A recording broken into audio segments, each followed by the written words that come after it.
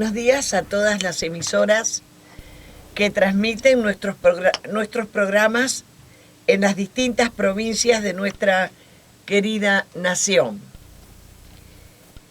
Y hoy comienzo diciendo algo que no tiene nada que ver posiblemente con el tema que voy a desarrollar. Y es lo que decía Pablo: no me avergüenzo del Evangelio porque es potencia. No me avergüenzo del Evangelio porque es potencia de Dios. Como el tema que hoy nos ocupa es dones y ministerios, a fin de perfeccionar a los santos, dones y ministerios, a fin de perfeccionar a los santos, voy a ir diciendo un concepto generalizado, y es que todos los dones y ministerios no son para ser director de algo, director en la institución, o para tener un cargo respecto de ese don o ese ministerio.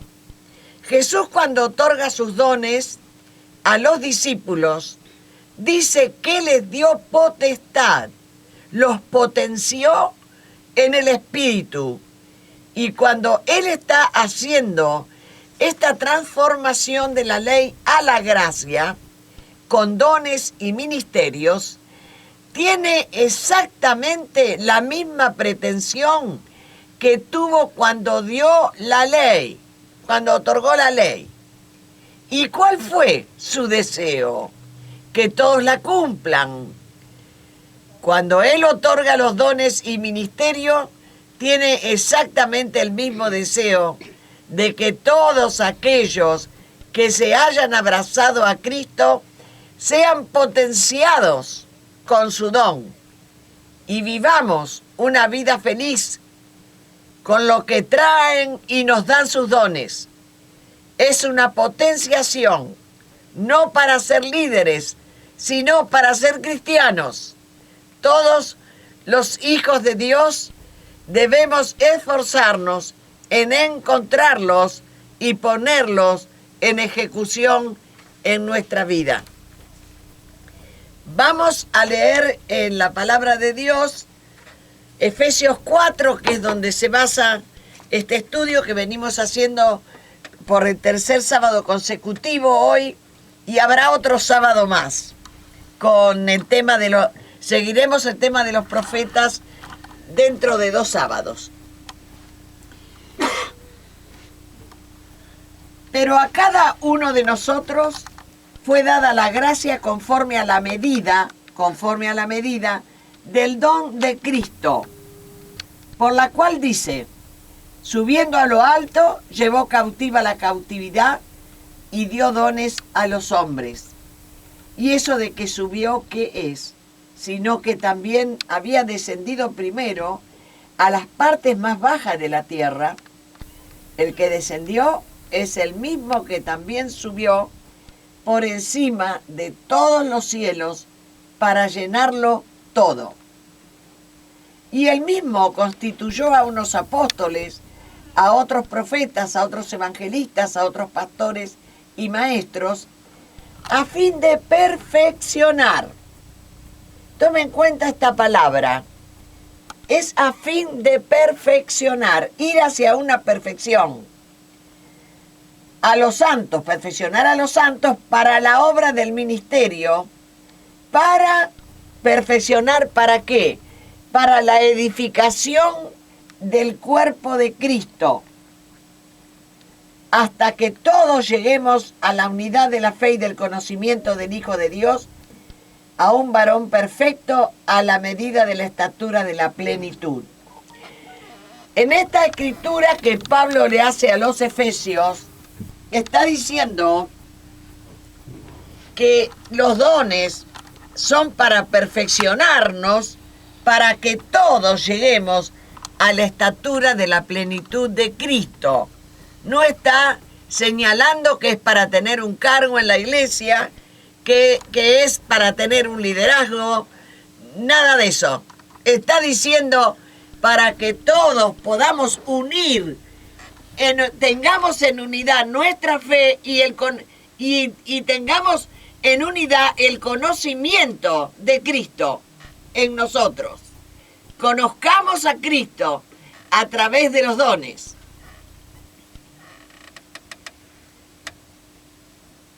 Ahora vamos a ver los ministerios, que son 5. Son 5. Efesios, lo que ya leí, 4:11. Y el mismo Señor constituyó a unos apóstoles, profetas, evangelistas, pastores y maestros, a fin de perfeccionar a los santos para la edificación del cuerpo de Cristo. Es para edificación del cuerpo, edificación del cuerpo. ¿Para qué? Para llegar a la unidad de la fe y del conocimiento del Hijo de Dios, a un varón perfecto, a la medida de la estatura de la plenitud de Cristo, para que esta edificación sea en amor y en unidad, tanto la unidad de la fe como la unidad del pensamiento, a fin de perfeccionar a los santos. ¿Vos sos santo? ¿O estás esperando serlo cuando Él te perfeccione? Él va a perfeccionar ¿a quién? A los que ya son santos. Ya estamos hablando de personas que ya han decidido seguir al Señor. Santo quiere decir que está apartado para Dios. Bueno, los dones son para perfeccionar a estos que ya se han apartado para Dios. No que se van a apartar para Dios, ya se apartaron. Y ahora con los dones se van a perfeccionar. Uno que ya es santo, por eso se llama perfeccionar a algo. Vamos a perfeccionar a algo que ya está, ya existe. Es un trabajo de perfeccionamiento. No es un llamamiento ni un mandamiento. Es perfeccionar algo que ya es. Esto se establece a partir de un santo o una santa. Estos ministerios, que son 4, pastor, apóstol, evangelistas y maestros, todos ellos, los que tienen estos ministerios, de hecho todos tienen revelación y dones, a veces muy específicos, de acuerdo al rango del ministerio en que Dios lo usa en su ejecución. Lo robustece de dones, estos 4 ministerios, los robustece de dones. Y estos 4 ministerios se ocupan de los siguientes temas.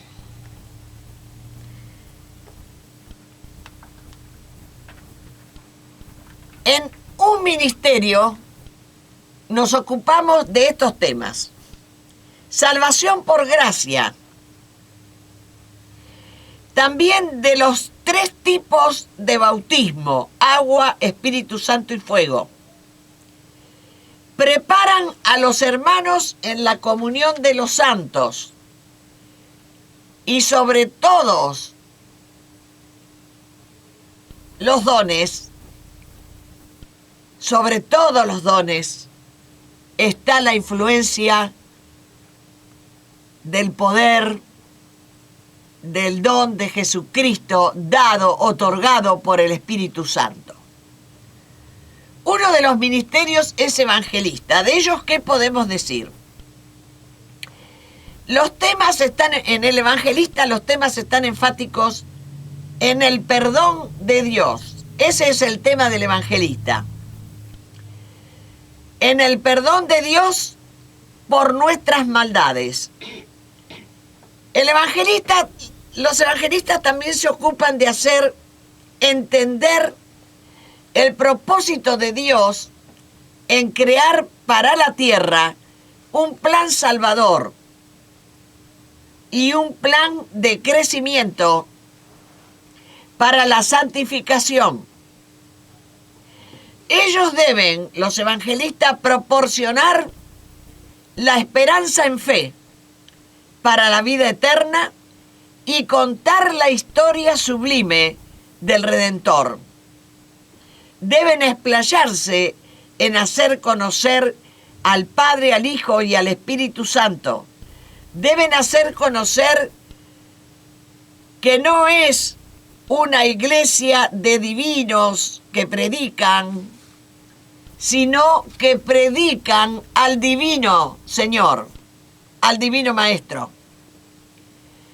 Lo predican en lo individual de Él como una persona, pero absolutamente ligado a las dos personas más de la Trinidad. Y tienen una sensibilidad especial. Esto es una característica particular del evangelista. Tienen una sensibilidad especial para explicar cómo el amor del Padre, del Hijo y del Espíritu Santo puede pasar con su amor por arriba de nuestras miserias. Él las reprende a las miserias. Él las reprende a las miserias. Nos reprende.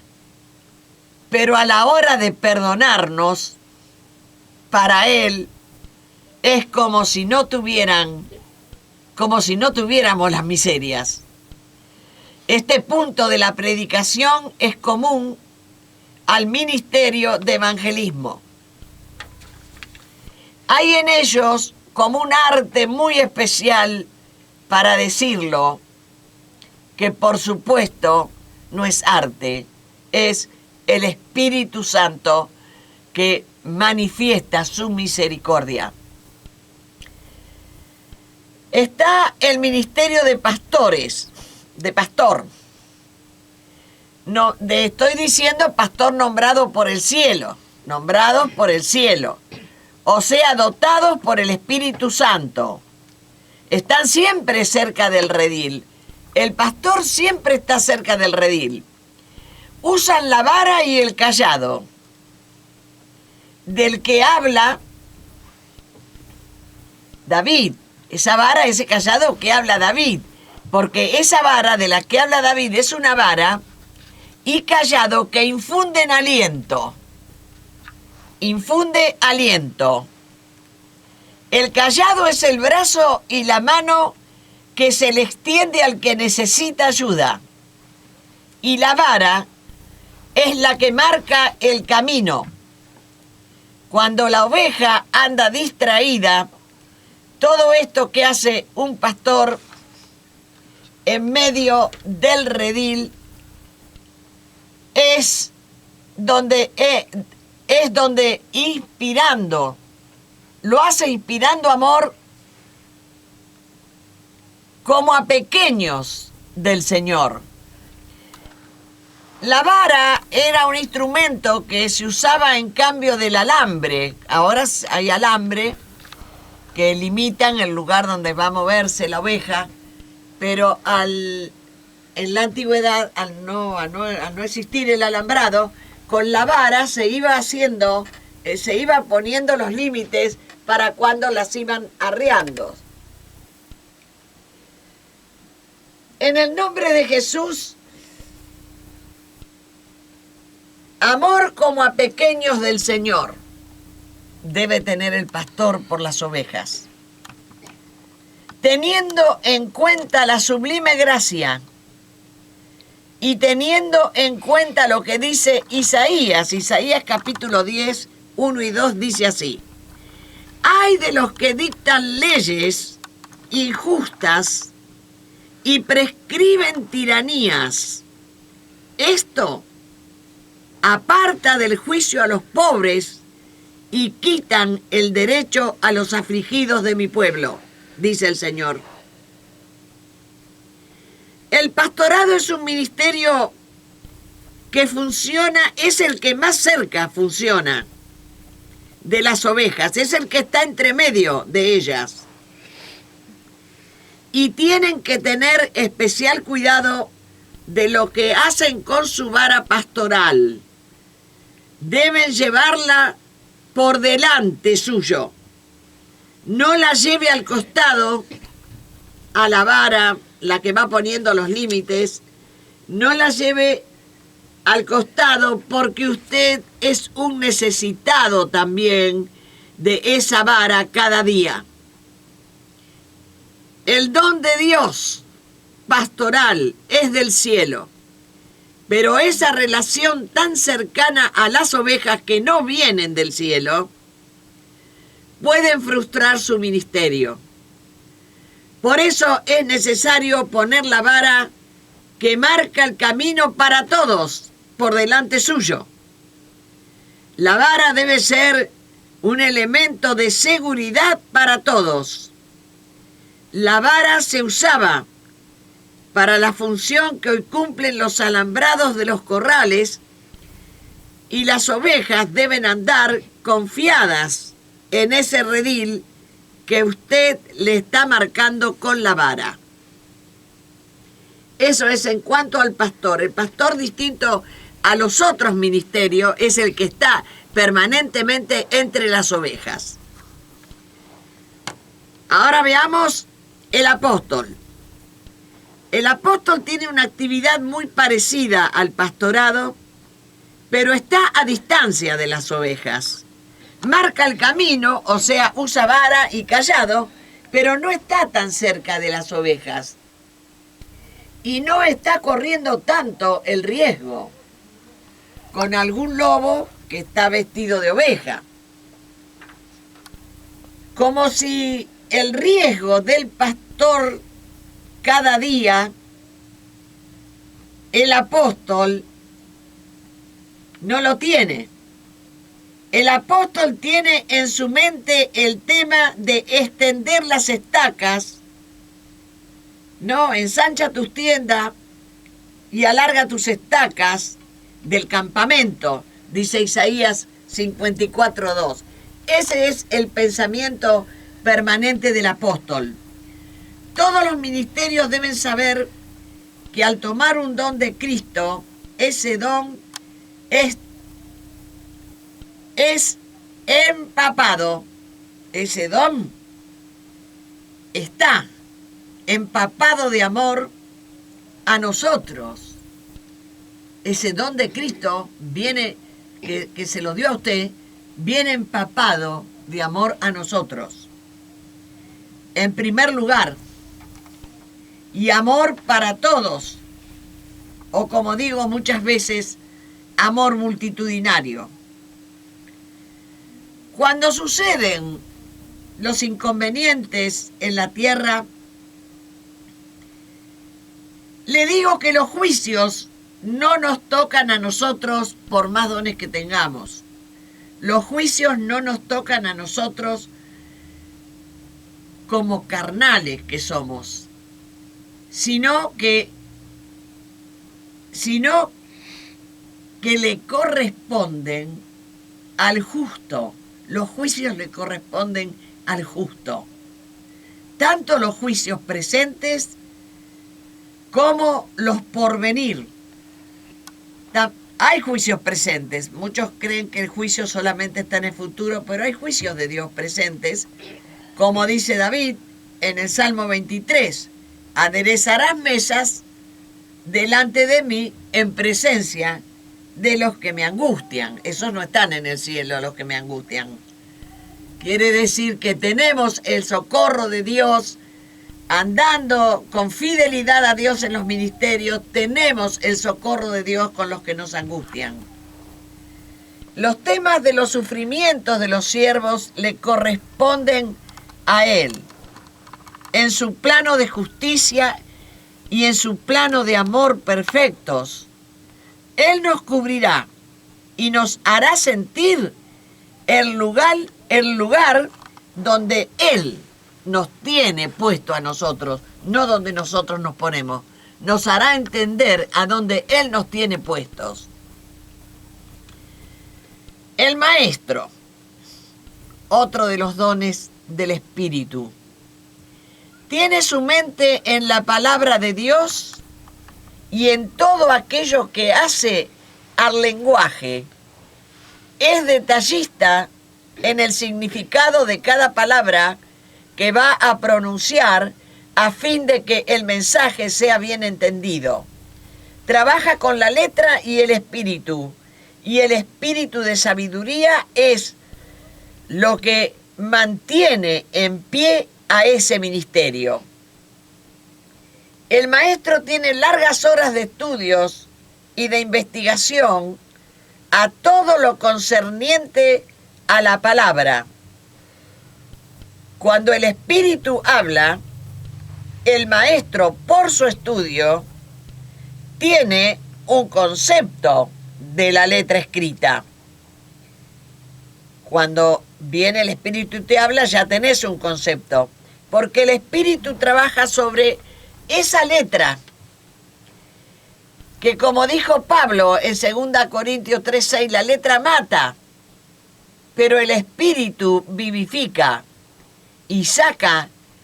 ¿Sabe qué hace el espíritu? Saca al espíritu de control humano que se quiere ejercer sobre lo escrito, dando unos planos de armonía sobre la letra escrita y planos insospechados, o mejor dicho, planos increíbles para cualquiera de los dones.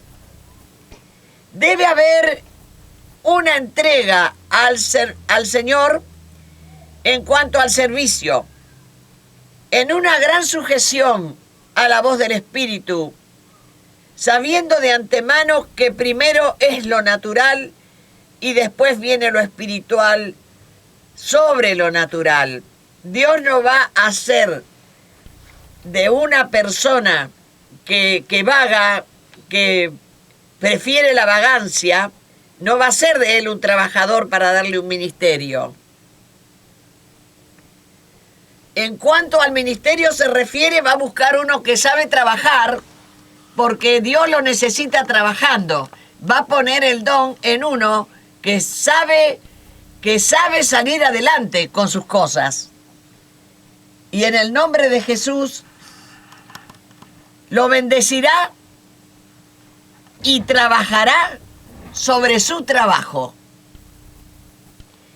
Hay que saber que el orden de los dones y ministerios serán siempre sobre una base natural de virtudes o tendencias que el Señor tendrá en su agrado ponerlas en el sí mismo de Él.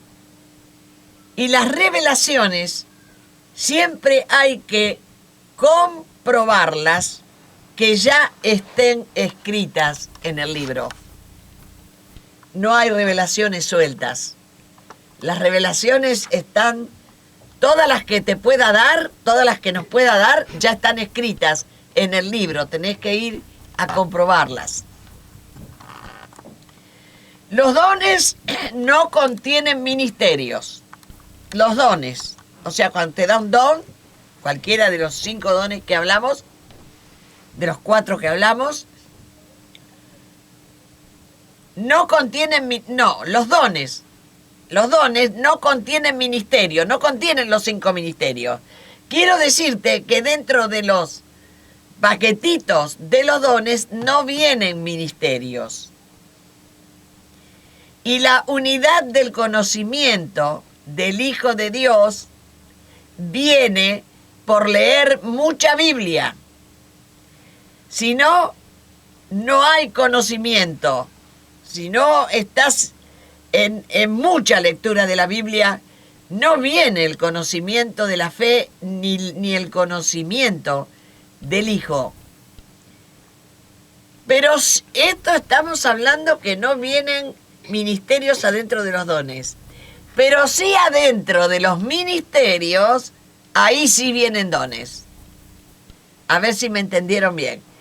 Los dones no te otorgan ministerios, pero los ministerios sí vienen con todos los dones. Cuanto don al Espíritu le haya parecido bien otorgarlos. A veces estos dones son permanentes, a veces son temporarios y circunstanciales, por necesidades circunstanciales, por alguna necesidad de urgencia que tiene la persona que tiene el ministerio. De todos los dones, podemos decir que existían, voy a volver de nuevo. De todos los dones, los 4 que hemos hablado, no existían en la antigua dispensación. O sea, no existían en el Antiguo Testamento. 4 de los 5 ministerios no se conocían. Recuerden que todavía el Espíritu Santo no se había derramado sobre la tierra. En la antigua dispensación sí existían los profetas. No existían los otros 4 en la antigua dispensación, pero sí los profetas. Y en la nueva dispensación continuaron y continúan actualmente. El ministerio de profeta, un ministerio que se establece de igual manera que los otros 4 ministerios, en una misma fe, en una misma esperanza.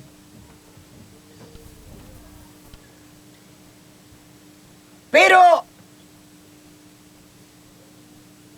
el ministerio de los profetas, que lo podemos ver en el Antiguo Testamento siguiendo las historias, me voy a fijar ahora en 1 Samuel 9:2, y toda la historia de Samuel está en los primeros capítulos de 1 Samuel. Primer profeta. Él fue el primer profeta de una organización de profetas, porque hay otro grupo de profetas que se llamaron anteriores, que por ejemplo ahí entra Moisés como uno de los profetas anteriores. Pero en 1 Samuel empieza un plan de Dios con los profetas muy marcado. Y cuenta que había un joven hermoso sobre todos, sobresalía su hermosura, y se llamaba Saúl. Si bien la historia es atrapante, vamos a quedarnos por hoy que es este hermoso muchacho el que es el elegido por el rey, primer rey de los hebreos. Un llamamiento extraordinario hace Dios preparar a Samuel para este futuro rey. ¿Qué hace el profeta? Había que nombrar un rey por ciertas razones que ya voy a explicar. ¿Qué hace el profeta? Organiza el nombramiento del rey. No es que le da una palabra a Saúl y se allega a Saúl y le dice, vas a ser rey. No es así. No es por una palabra. Los profetas no trabajan con una palabra, y mucho menos adivinando la suerte. Le va a organizar toda la instrucción del reinado a Saúl, al que va a ser rey. Samuel tiene bajo su responsabilidad establecer el reinado de Saúl. Siempre que un profeta va a establecer algo, da señales y tiene señales, las dos cosas. Tiene señales para sí mismo de Dios y da señales a la persona a quien se está refiriendo. En 1 Samuel 10, del 5 al 7, le dice Samuel a Saúl, esto es una señal. Cuando entres en la ciudad,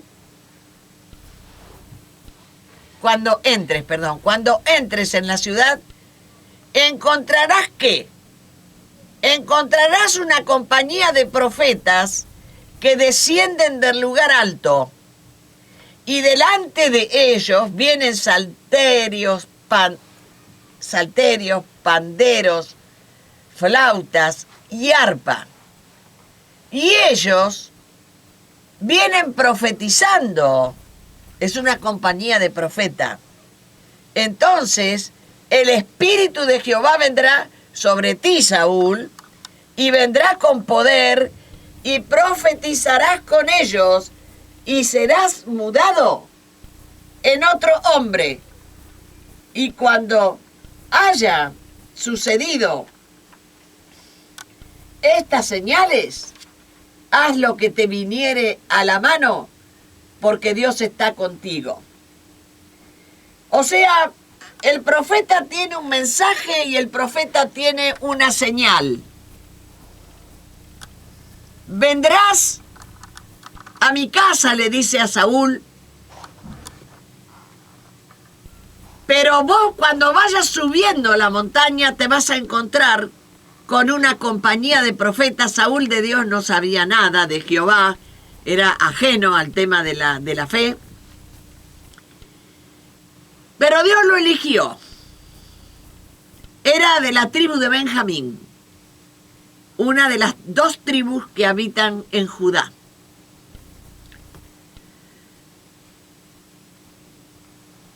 Vas a encontrarte a un grupo que viene profetizando. Esta es una señal, no es que tenía que escuchar qué profetizaban. Van a venir profetizando. Y el Espíritu de Dios va a venir sobre vos y te vas a poner a profetizar junto con ellos. Eso es lo que tenía que saber Saúl para saber que Samuel era una autoridad de Dios. Y así sucedió. El Espíritu de Dios vino sobre Saúl y profetizó entre ellos.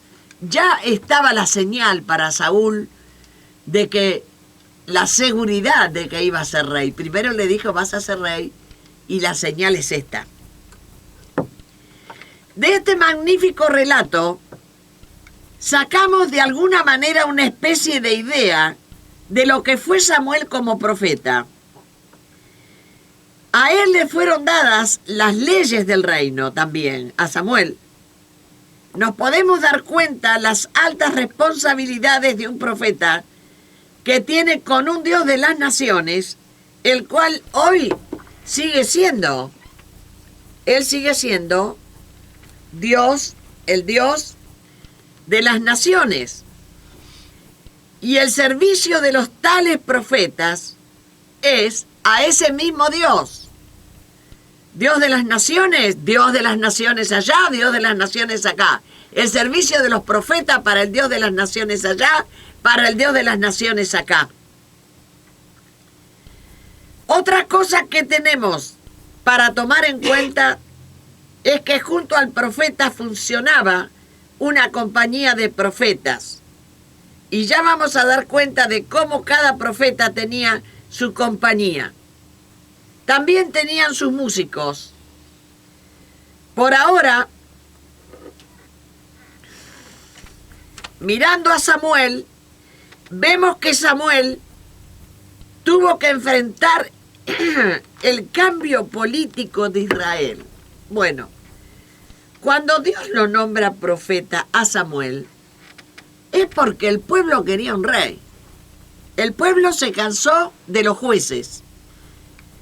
Y no querían más jueces, querían un rey como los países vecinos por donde ellos venían cruzando.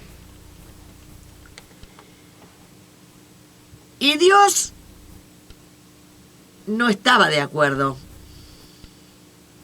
Pero como el pueblo insistía e insistía, Dios le dice, bueno, Samuel, vos vas a ser el profeta que va a acompañar a este rey. Y todos los profetas tuvieron una función nacional. Hay que sacarse de la cabeza que los profetas funcionan adentro de un templo. Los profetas tienen funciones nacionales. Los profetas deben cuidar de la nación, de los presidentes, deben llevarle palabra y deben darle señales de que son autoridad, no una Biblia en la mano diciendo yo sirvo a Dios. Le tendrá que dar la palabra, le tendrá que dar las señales y la tendrá que sostener hasta que se cumpla. A Samuel le tocó enfrentar un cambio político de Israel y la formación de otros profetas. Primera Samuel 19:20, Segunda Reyes 2:3-5 y 4:38. Dice que cada profeta tenía su grupo a quienes les enseñaba y mostraba el funcionar que tales debían tener. Y siempre andaban juntos, acompañando al profeta en las innumerables y difíciles tareas que tenían que asumir. Y músicos, que por ahora, en este tiempo, no los veo, ni a la compañía de profetas, ni a los músicos del profeta. Y se predica fuertemente a los profetas actuales que deben ponerse debajo del pastorado y debajo del pastorado hay otros que tienen que estar debajo del pastorado. Por ejemplo, diáconos, por ejemplo, ancianos, sobrevedores, músicos, etc. El profeta tiene siempre un grupo de personas que están siempre cerca de él y Dios les enseña a todos juntos lo que hay que hacer en cada tiempo. Tiempo, estoy hablando, tiempos de Dios, órdenes de Dios, marcas de Dios, revelaciones de Dios, dones de Dios. Más o menos, estas compañías de profetas se componían desde 50 a 100 hombres. Los de Samuel eran 100, por ejemplo, los de Elías eran 50. 50 muchachos que eran los compañeros del profeta. Compañía de profeta era como se llamaban. Creo que se han perdido las dimensiones y algunos hasta sostienen que en el Nuevo Testamento no hay profetas. ¿Y quieren que les diga? Justamente el Nuevo Testamento se abre con un gran profetazo, como fue Juan el Bautista. En los primeros pasos del nacimiento de Jesús, Zacarías, que profetizaba en el templo, y él decía, solamente como una canción, cuando fueron a presentar al niño, él decía, se levantó un poderoso Salvador en la casa de David su siervo. Se levantó un poderoso Salvador en la casa de David su siervo. Ana profetiza cuando lo van a presentar al niño Jesús al templo. Ana fue al templo cuando sus padres, José y María, iban a presentar al niño que había nacido. Y Ana profetiza, no se puso en ningún lugar preponderante para que la vean, para decir lo que decía. Ella iba persona por persona, mientras estaban en la ceremonia religiosa. Ella se acercaba por el discernimiento de espíritu a todos aquellos que de verdad en sus corazones esperaban al Mesías. Y le fue confirmando a cada uno, o sea, caminaba entre la gente y le iba confirmando a cada uno, a cada una de estas personas, que, ¿saben qué decía Ana? Que en verdad este era el Mesías. Se lo decía solamente a los que en sus corazones lo esperaban. Pedro el apóstol también fue profeta, Hechos 3:22. Felipe tenía 4 hijas profetisas, Lucas 2, 8 al 9. Tengo más de 16 citas donde se habla y mencionan profetas del Nuevo Testamento. El profeta siempre contiene en su espíritu, y esto lo dice la Sagrada Escritura, y lo repito y lo tomo con ese respeto. En su espíritu tiene siempre al Espíritu de Jesucristo. Por eso puede ocuparse de los temas de las naciones, reyes y autoridades. No tiene cerrado el paso a nadie. El profeta no tiene cerrado el paso a nadie, solamente que Dios muestre su voluntad y te mande. Suficiente. Los profetas se dedican a escuchar la voz de Dios para implantarla en la tierra, con lo difícil que es establecer el cielo en la tierra. Y muchas veces les toca comenzar a andar en una orden de Dios que Dios les ha dado, sabiendo cómo empieza, pero sin saber ni tener una idea de cómo terminan. Y otra cosa que notamos en Samuel, que a los profetas Dios les habla y le va dando señales que robustecen la orden, robustecen las órdenes que Dios le da al profeta. A Samuel le dio la señal de dónde estaban las asnas que se le habían perdido al padre de Saúl. En realidad Saúl había salido a buscar unas asnas que se le habían perdido a su papá y había salido con un criado. Y al criado se le ocurre decirle que en el pueblo había un hombre sabio, no dice que es un profeta, pero lo presenta como un hombre iluminado, y le dice a Saúl, ¿por qué no le vamos a preguntar a él dónde están las asnas? Bueno, dice Saúl, vamos. Y así llegaron a Samuel. Entonces Samuel le da señal de su autoridad y le dice a dónde están las asnas, que hacía 3 días que las estaban buscando y se habían caminado no sé de dónde a dónde, cuántas veces, y no las podían hallar.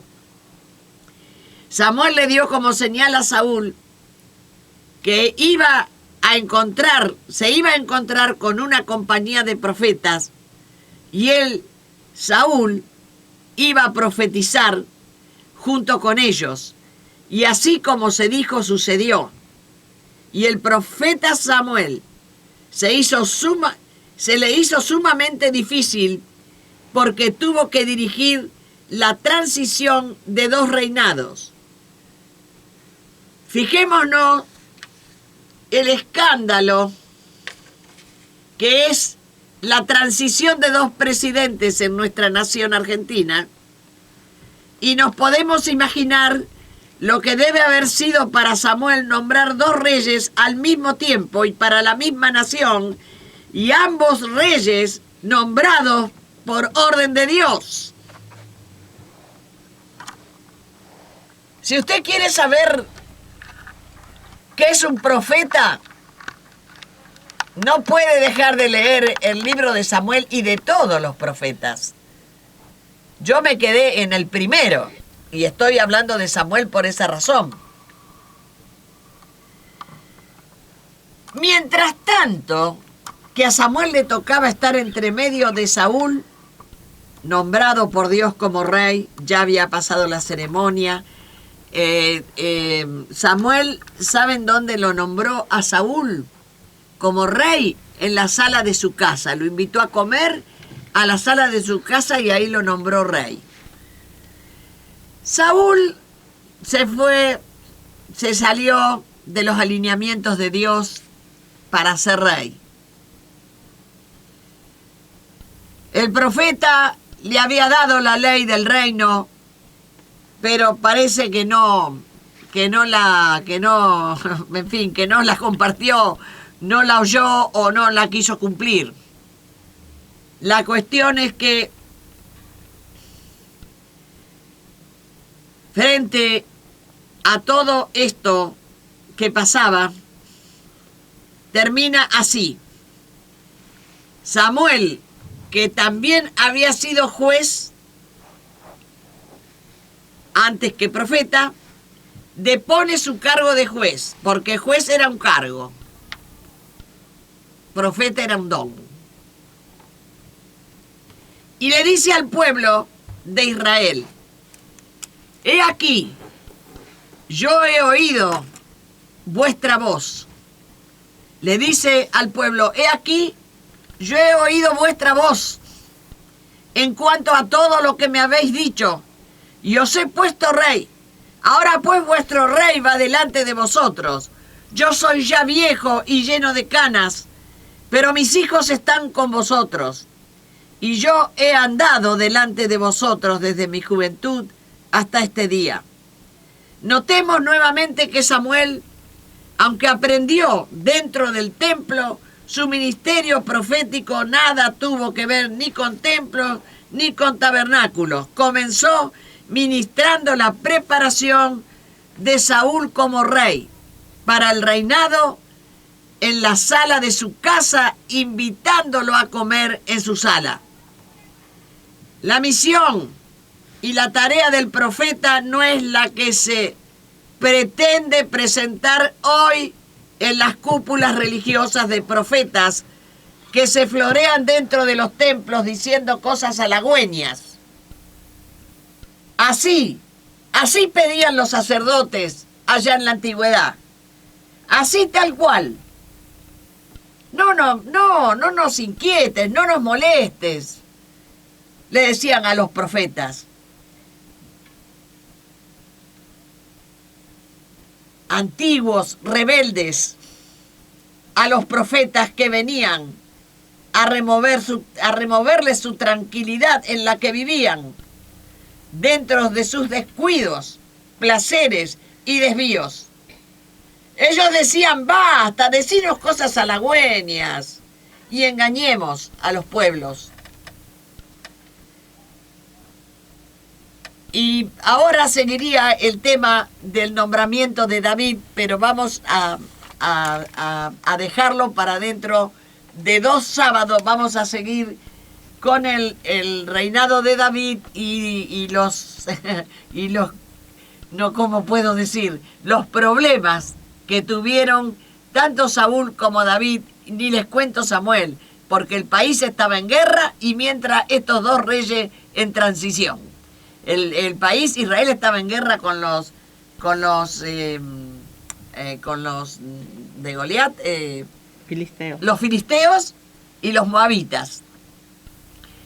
Y encima Samuel entre dirigiendo esa guerra, dirigiéndolo a Saúl para que dirija la guerra, y en el medio de la transición de estos 2 reyes. Todo coincide y podríamos decir en lo general que la Iglesia no está dispuesta a esta jugada en la tierra. La Iglesia se ha organizado bajo un solo ministerio, el pastorado, más, perdonen la expresión, porque no sé cómo decirlo, más el show contemplativos de rituales de la antigua dispensación. Hay que avanzar con el programa Trino de Dios. Hay que buscar el desarrollo de los dones y ministerios, que es consecuente con la gracia. Es consecuente con la gracia. La gracia se recibe y se extiende a la tierra con los dones y los ministerios. Hay gracia para todos. También hay para todos dones y ministerios reales del cielo. el espíritu de control sobre los ministerios han sobrepasado la voluntad de Dios acerca del funcionar de la iglesia. Hay que cambiar esto. Él nos está dejando tiempo todavía en la tierra para que tengamos la oportunidad de cambiar. No somos de la mejor ni de la peor de las congregaciones. La responsabilidad es de todos. La responsabilidad es de cada uno de estar esperando al Señor con las lámparas encendidas más una reserva de aceite. Esa es la iglesia del Nuevo Testamento. Personas rebosando de gozo y paz bajo las disciplinas que el Señor se ocupó de dejarnos. Y mucha gloria a Él por lo que nos dejó. Amén.